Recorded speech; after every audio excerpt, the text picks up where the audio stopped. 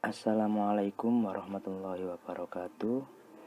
Pada kesempatan kali ini saya akan mempresentasikan tentang hasil analisis audit sistem informasi berbasis COVID-5 pada domain Deliver, Service, and Support atau disingkat dengan DSS.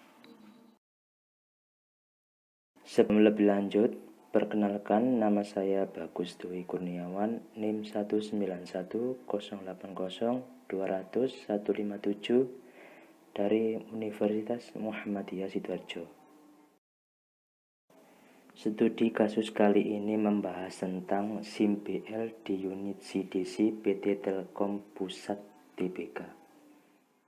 Adapun yang melatar belakangi kasus kali ini yaitu PT Telkom memiliki sistem informasi manajemen bina lingkungan atau disingkat dengan SIM BL yang diharapkan dapat menjadi role model bagi seluruh BUMN maupun pembina dan pelaksana bina lingkungan atau disingkat dengan BL dalam penyaluran dana publik.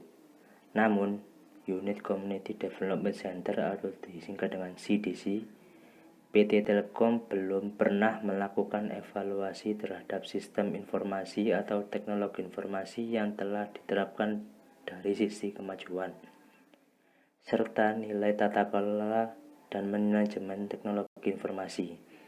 Sehingga sampai saat ini, unit CDC PT Telkom belum bisa mengetahui sejauh mana manfaat dan dampak yang diperoleh dari penerapan sistem tersebut.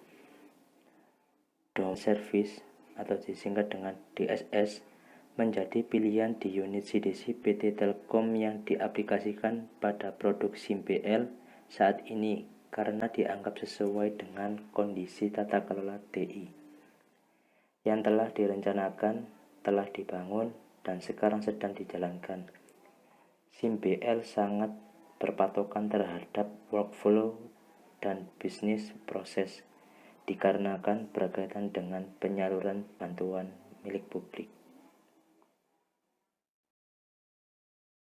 Pada penjelasan analisis kali ini, saya membuat highlight yang terdiri dari 3 bahasan, yaitu proses pemilihan domain. Proses pemilihan domain dilakukan melalui pemetaan visi dan misi organisasi yang diaudit terhadap proses bisnis yang terdapat pada COVID-5. Proses penilaian. Proses penilaian mencakup penilaian kapabilitas dan analisis gap. Dan yang terakhir yaitu rekomendasi. Rekomendasi yang diusulkan kepada instansi. Sekarang, apa itu domain? Framework COVID-5 dirancang dengan 5 domain yang masing-masing mencakup penjelasan rinci dan termasuk panduan secara luas yang bertujuan sebagai tata kelola dan manajemen TI perusahaan. Ada 5 domain yang ada pada COVID-5 yaitu A. IDM, kepanjangan dari Evaluate, Direct, and Monitor. B. APO, Line, Plan, and Organize. C. BAI, Build, Acquire, and Implement. D. DSS, Deliver, Service, and Support. Yang terakhir adalah E. MEA atau bisa dikenal dengan MEA, Monitor, Evaluate, and Assess. Pada kali ini kita menggunakan domain DSS. Nah, apa sih domain DSS itu? Domain DSS merupakan proses yang berfokus pada upaya perlindungan aset informasi pada organisasi untuk mempertahankan tingkat risiko keamanan informasi yang dapat diterima organisasi sesuai kebijakan keamanan. Sementara fokus domain DSS pada COVID-5 yakni pada aspek pengiriman teknologi, informasi, proses, dan dukungan yang memungkinkan untuk pelaksanaan sistem TI yang efektif dan efisien. Domain DSS berfokus pada 6 kontrol objektif. Pertama, untuk mengelola operasi. Yang kedua, mengelola permintaan layanan dan insiden. Yang ketiga, mengelola masalah. Yang keempat, mengelola keberlanjutan. Yang kelima, mengelola keamanan layanan. Dan yang terakhir yaitu mengelola kontrol proses bisnis. Dalam perencanaan audit dibutuhkan goals yang harus dipenuhi dalam menjalankan strategi bisnis. Maka dari itu, dibutuhkan visi dan misi dari perusahaan tersebut.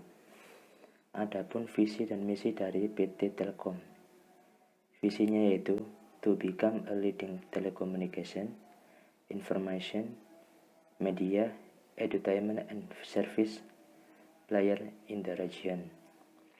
Misinya yaitu to provide times with excellent quality and competitive price. Yang kedua, to be the role model as the best managed Indonesian corporation.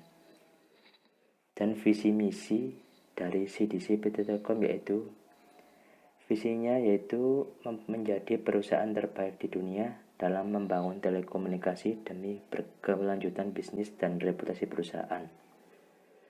Misi 1. Membentuk atau memberdayakan komunitas konten yang berhubungan dengan bisnis telekomunikasi, information, media, entertainment atau disingkat dengan TIME. Yang kedua, membentuk atau memberdayakan komunitas ekonomi sosial dan lingkungan. Yang ketiga, membentuk atau memberdayakan komunitas akses yang berhubungan dengan bisnis, telekomunikasi, information, media, entertainment.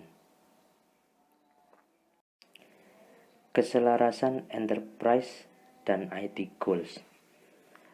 Pemetaan enterprise goals dengan sasaran strategis bina perusahaan terdapat 5 poin. Yang pertama, poin A berisi EG01 tentang nilai pemangku kepentingan bisnis. EG03 tentang resiko bisnis yang dikelola atau pengamanan aset.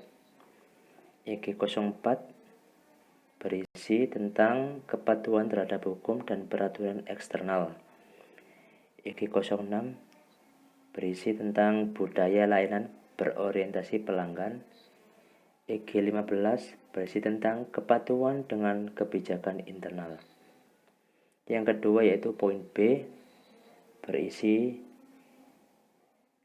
5 enterprise goal, yaitu EG01 nilai pemangku kepentingan bisnis, EG02 portofolio produk layanan kompetitif, EG03 resiko bisnis yang dikelola atau pengamanan aset, EG06 budaya layanan berorientasi pelanggan, EG08 respon tangkas terhadap lingkungan bisnis yang berubah. Poin C berisi EG01 tentang nilai pemangku kepentingan bisnis, EG02 portofolio produk dan layanan kompetitif, EG03 resiko bisnis yang dikelola atau pengamanan aset, EG06 budaya layanan berorientasi pelanggan, EG08 respon tangkas terhadap lingkungan bisnis yang berubah, EG11 tentang optimasi fungsi proses bisnis, dan EG15 tentang kepatuhan dan dengan kebijakan internal. Poin D berisi 3 enterprise goal. EG01 nilai pemangku kepentingan bisnis, EG02 berisi tentang portofolio produk dan layanan kompetitif, EG06 budaya layanan berorientasi pelanggan, dan yang terakhir yaitu poin E EG01 atau yang berisi tentang nilai pemangku kepentingan bisnis, EG02 berisi tentang portofolio produk dan layanan kompetitif, dan yang terakhir yaitu EG06 budaya layanan berorientasi pelanggan.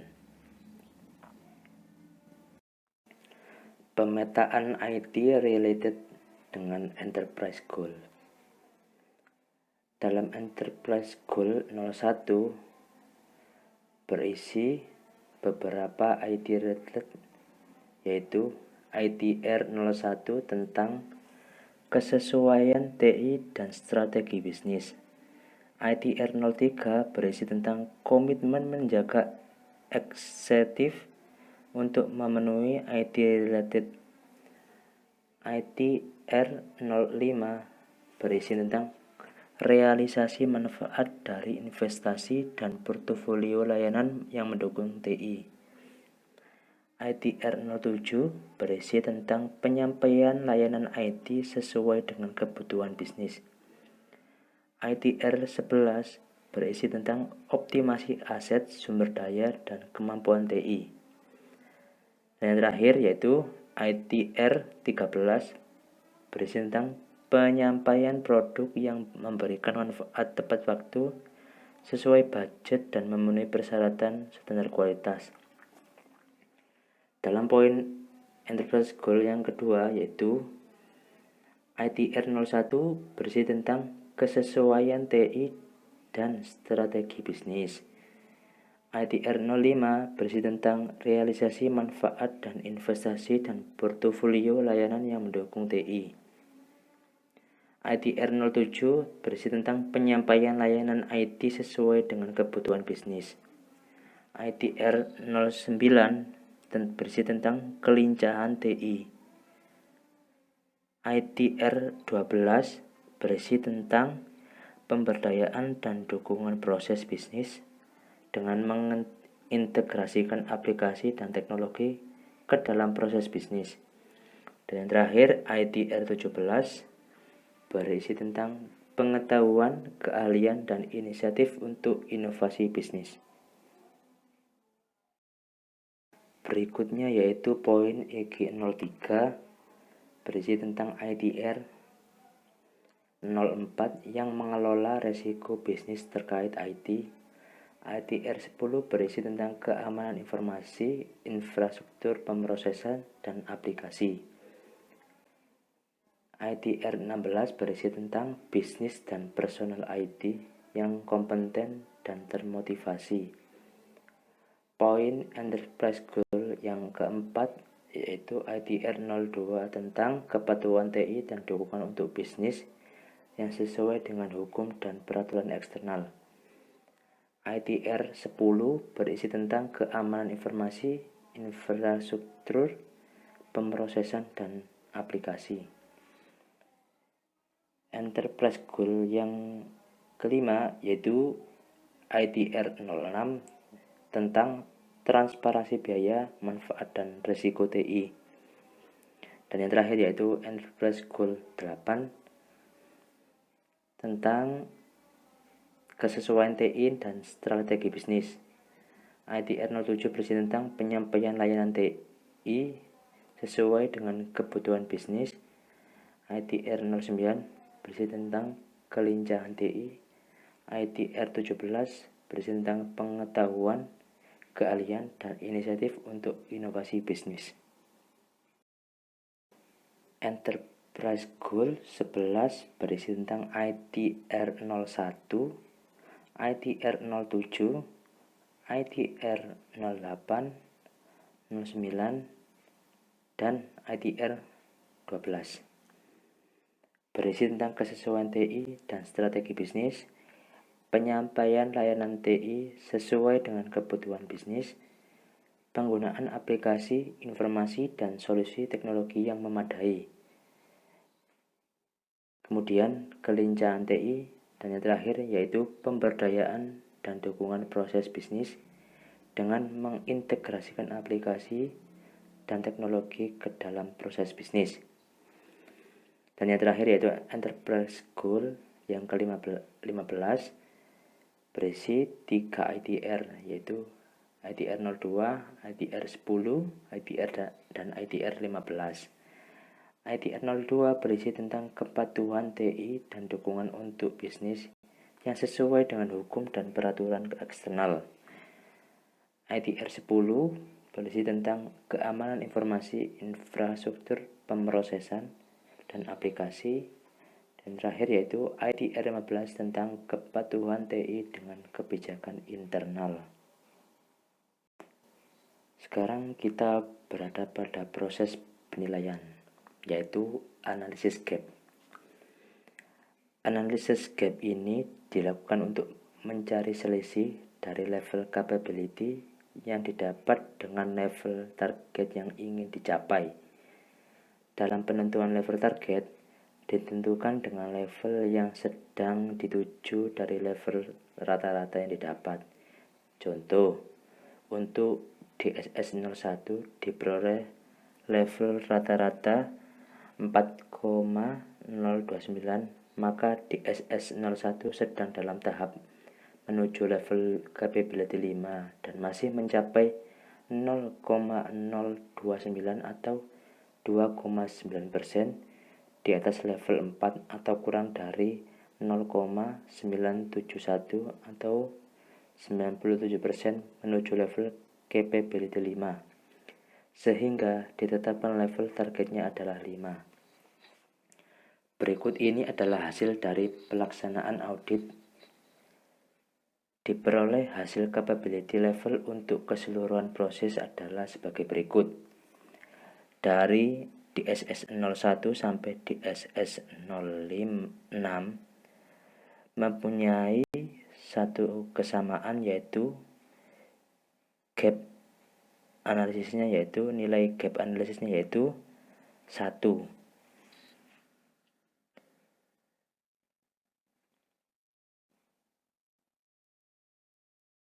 Pada nilai kapabilitas dapat disimpulkan dari analisis gap, yaitu dari gambar diagram tersebut dapat diketahui bahwa rata-rata capability level tiap-tiap proses domain DSS COVID-5 yang diperoleh berada pada level 4, yaitu predictable process. Artinya, aktivitas-aktivitas kebijakan dan aturan terdokumentasi dan menghasilkan layanan atau informasi optimal yang telah dimonitor dan dianalisis.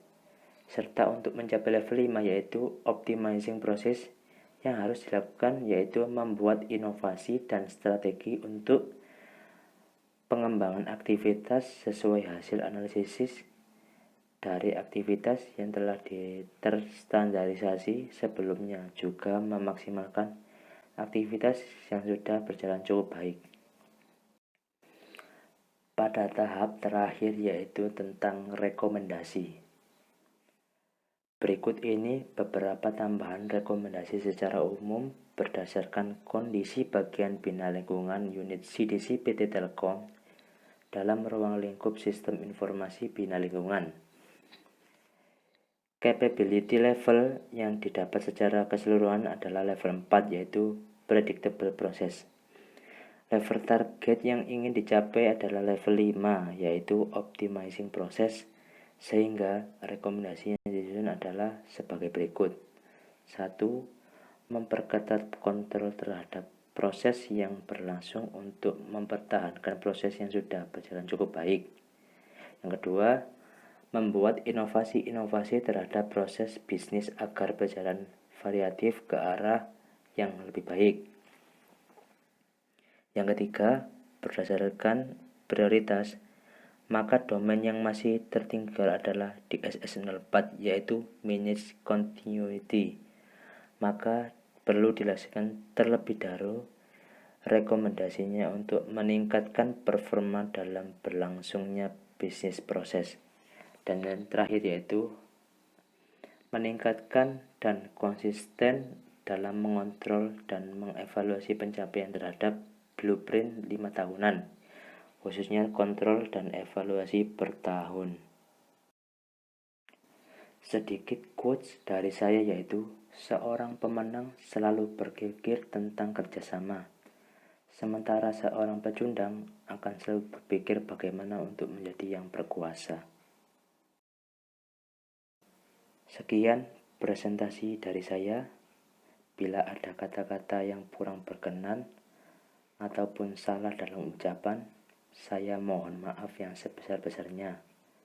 Semoga apa yang saya jelaskan dari tadi bermanfaat bagi kita semua. Terima kasih. Wassalamualaikum warahmatullahi wabarakatuh.